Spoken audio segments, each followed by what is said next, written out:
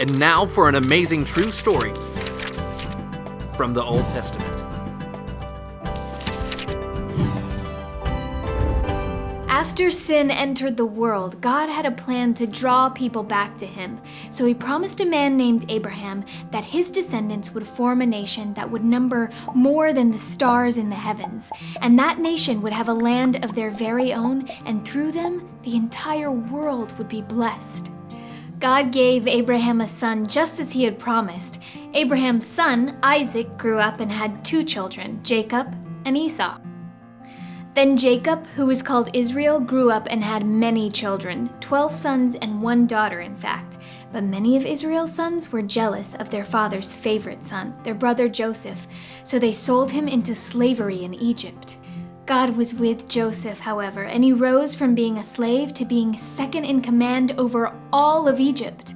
When there was a famine in the land, Joseph invited his entire family to come and live with him in Egypt.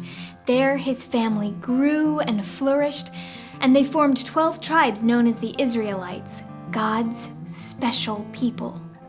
Many years later, after Joseph and his brothers had died, the Egyptians began to worry that the Israelites might be outnumbering them.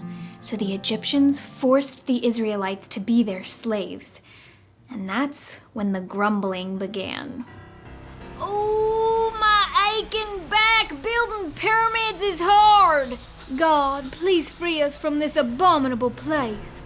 Yeah, where's that special land you promised to give us? What's it called again? The Promised Land. Yeah, that!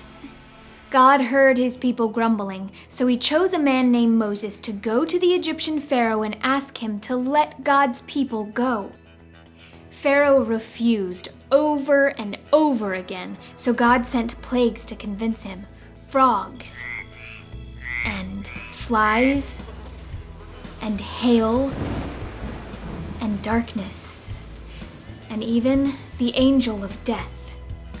The Israelites spread the blood of a lamb over their doorposts so the angel of death would pass by and spare the life of their firstborn child.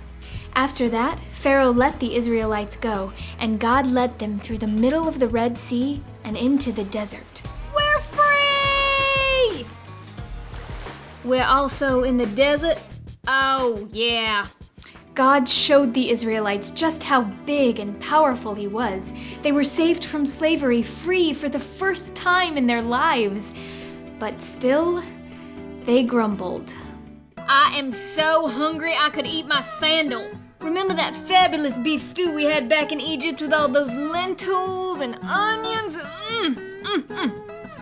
I wish we were back there right now. We shall die of hunger out here in the desert. God heard their cries once again, and once again, God provided. He gave them a miraculous bread called manna that appeared on the ground every morning, and birds called quail in the evening. But still, the Israelites grumbled.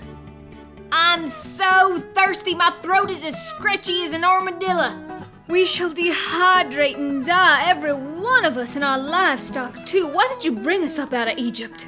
And again, God provided and showed them there was nothing he couldn't do. He made water gush from a rock for them to drink. It went on like this for months. God would do something amazing to show the people he could be trusted, but still, the Israelites would find a reason to grumble. When God gave the people laws to protect them, these rules are simply too difficult to follow. Yeah, who does he think we are, God or something? When God led the people to the edge of the Promised Land, we can't go in there, there's giants living there already. We're like grasshoppers to them. We shall be killed, all of us. Let's just go back to Egypt, can we? It seemed they couldn't trust God for anything. God was so disappointed, he made them wander for 40 more years in the desert. Oh man, 40 years, we shan't survive. Those who hadn't trusted the Lord died in the desert, never seeing the Promised Land. But when the 40 years were up, their children entered the land, flowing with milk and honey at last. After all those years of slavery and wandering in the desert, they were home. They were in paradise. But when your heart isn't right, it doesn't matter where you are. Nothing is quite right. And so the grumbling continued.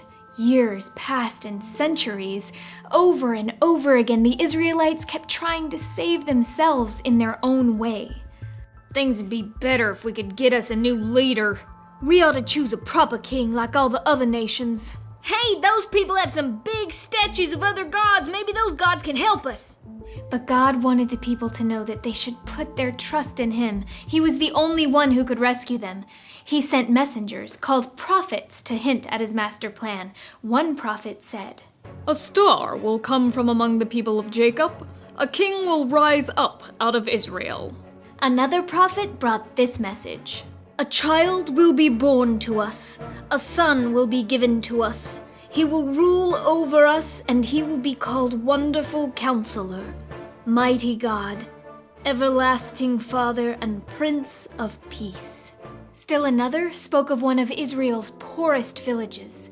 "Bethlehem, you might not be an important town in the nation of Judah, but out of you will come a ruler over Israel for me." But after those messages came, nothing. Silence. God stopped sending His messengers. God stopped talking. For 400 years, no word from Him is recorded. After all the grumbling from His people, it was almost as if God had disappeared.